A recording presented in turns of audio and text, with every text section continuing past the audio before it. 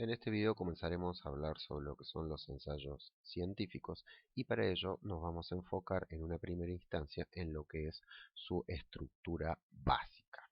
Como podemos ver aquí en esta filmina, un ensayo está compuesto por tres bloques fundamentales que son la introducción, el desarrollo, la conclusión y luego se agrega obviamente el apartado de referencias. Respecto a la introducción, es la parte fundamental para el lector, ya que dentro de dicha introducción nosotros vamos a presentar el tema, es decir, la problemática, vamos a contextualizar esta problemática y luego vamos a introducir lo que es la hipótesis de trabajo. Luego, en el desarrollo, también denominado como discusión de autores, se van a presentar todos los argumentos que en definitiva van a defender o comprobar esa hipótesis y a partir de los cuales nosotros vamos a poder realizar nuestra conclusión en la cual recuperaremos la hipótesis y procederemos a su confirmación o a descartarla de forma definitiva.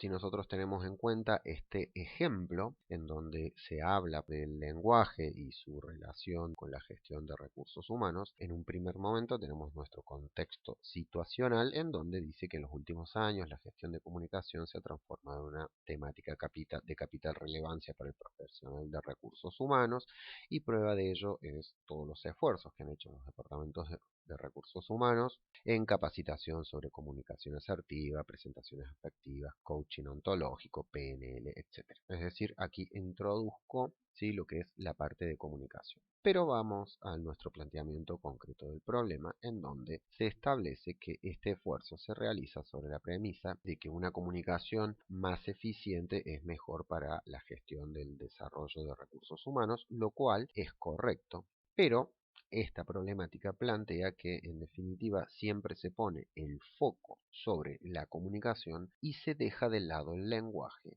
puesto que se lo considera básicamente como una competencia transparente con la cual todas las personas contamos en una igual suficiencia y por eso nos centramos directamente en comunicación haciendo caso omiso, digamos, de lo que es la importancia del lenguaje. Esto está expresado básicamente, con otras palabras, aquí en esta parte de planteamiento del problema. Y luego se plantea la hipótesis. Dice que dentro de esta lógica cabe preguntarse entonces si el lenguaje es realmente una competencia transparente y subsidiaria de la comunicación que no afecta a sus técnicas y resultados, o bien si constituye un ámbito profesional a desarrollar en sí mismo.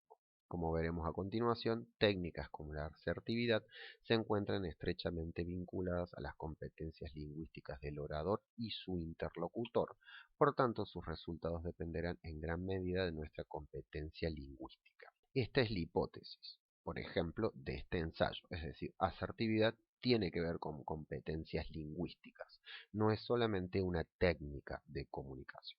Volviendo a lo que es la estructura del ensayo, vamos a tener en la introducción, que es el planteamiento del problema, el marco contextual, los anclajes, los ejemplos, y luego dentro de esta introducción, que puede ser ya en el segundo párrafo, vamos a tener lo que es el planteamiento de la hipótesis. Las hipótesis, por lo general, van a proponer la confirmación de un fenómeno o la interrelación entre variables. En nuestro caso, nuestro ensayo va a interrelacionar variables. ¿Qué tipos de relaciones entre variables puedo encontrar? Bueno, hay de muchos tipos. Yo aquí he planteado algunas variables, digamos, algunas interrelaciones lógicas, como por ejemplo A produce B, A es consecuencia de B, si existe A, también existe B, A determina B y C es igual a A en presencia de B. Esos son tipos de relaciones. El fenómeno A es producto del fenómeno B o el producto del fenómeno B menos el fenómeno C me da como consecuencia A.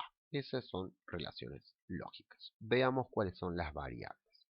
Por un lado, las variables que vamos a tener son aquellas variables que hacen a nuestro entorno profesional, es decir, cualquier tema de gestión de recursos humanos. Y por el otro lado, la otra variable a desarrollar es cualquiera de los temas que nosotros hemos visto y vamos a ver en la materia que tienen que ver con el lenguaje como elemento central. Entonces, hay algunas personas que han decidido trabajar, por ejemplo, el proceso de reclutamiento. El proceso de reclutamiento es solo una de las variables, pero el ensayo tiene que estar destinado a la vinculación de esa variable proceso de reclutamiento, por ejemplo, con la variable lenguaje. Entonces aquí nosotros tenemos que plantear la interrelación causal. Y esa interrelación causal puede ser cómo las competencias lingüísticas y paralingüísticas afectan a los procesos de reclutamiento y selección. Esa es una interrelación. Si quiero ser más específico, puedo decir que a un mayor dominio o una mayor existencia de competencias comunicativas, tanto lingüísticas como paralingüísticas, mejores resultados voy a obtener en los procesos de selección. Otra temática que yo puedo introducir, por ejemplo, para realizar mi ensayo que relaciona dos variables, es, por ejemplo, la satisfacción laboral como una variable y el lenguaje como otra variable. Entonces, puedo relacionar satisfacción laboral con lenguaje motivacional.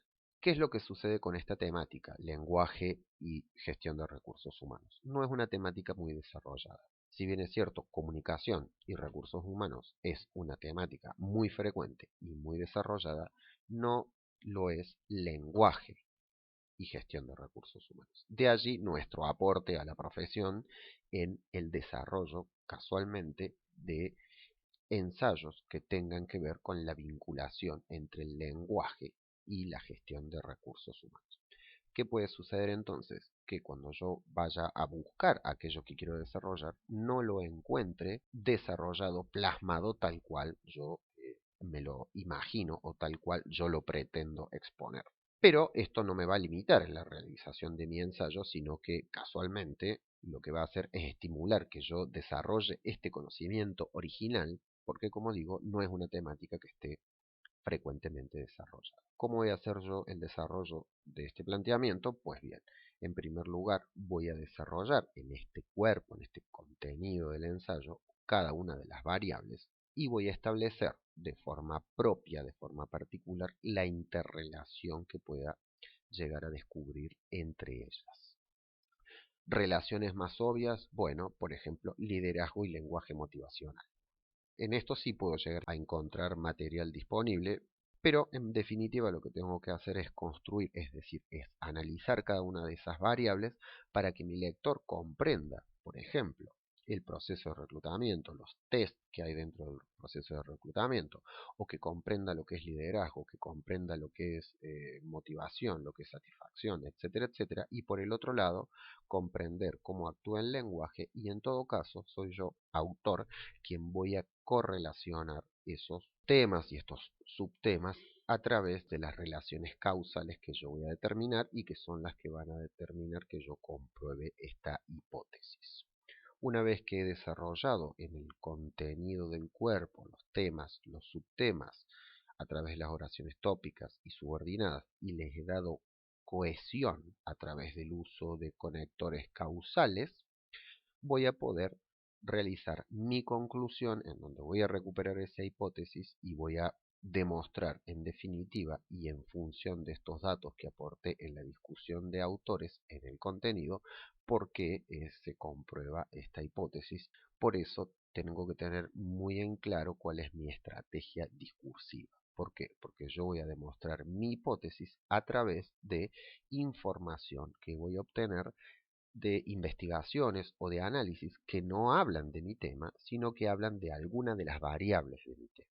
Aquí tenemos un ensayo sobre el cambio climático, un tema muy conocido, pero el ensayo se titula La injusticia del cambio climático.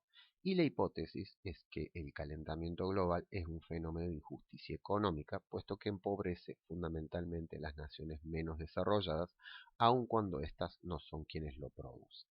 Si yo voy a buscar injusticia de cambio climático, probablemente no encuentre mucha información, pero sí voy a encontrar muchísima información sobre el cambio climático y sí voy a encontrar muchísima información sobre cómo el cambio climático afecta a las naciones que son productoras de materias primas. Entonces, ¿cuál es la estrategia de este ensayo? Primero, obviamente, se presenta el tema, se dice la importancia del cambio climático, cómo nos ha afectado en los últimos 25 años, y se menciona que el 65% de los gases de efecto invernadero provienen de las naciones altamente industrializadas.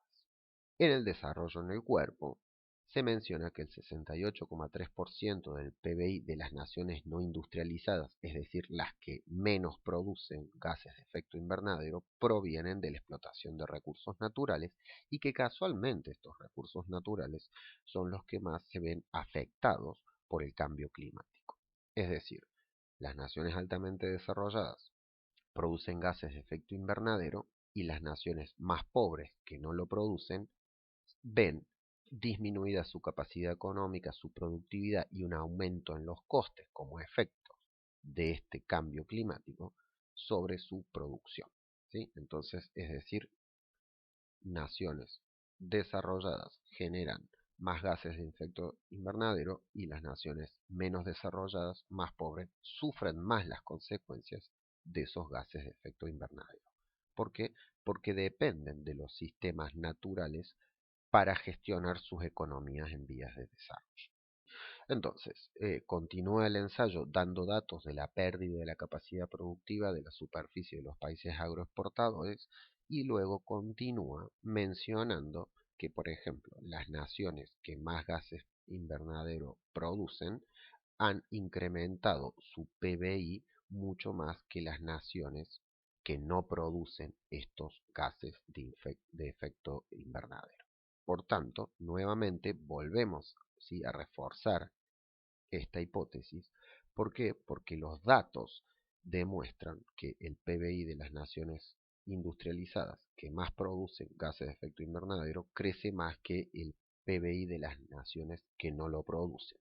Y luego, dentro también de lo que es el desarrollo del contenido, se menciona, por ejemplo, que los países con una mayor calidad, que los países, digamos, que más gases de efecto invernadero producen, ofrecen, digamos, a sus ciudadanos una mayor calidad de vida y que esa mayor calidad de vida se sostiene con un alto consumo que perjudica a las naciones que menos desarrollo tienen porque estas naciones explotan solo sus recursos naturales. ¿Qué quiere decir esto?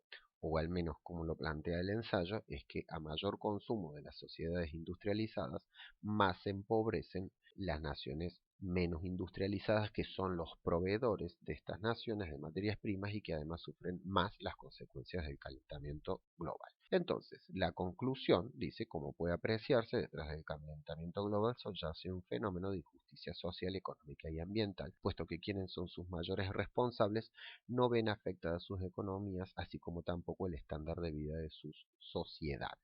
Confirmo la hipótesis en la conclusión mencionando los resultados de la discusión.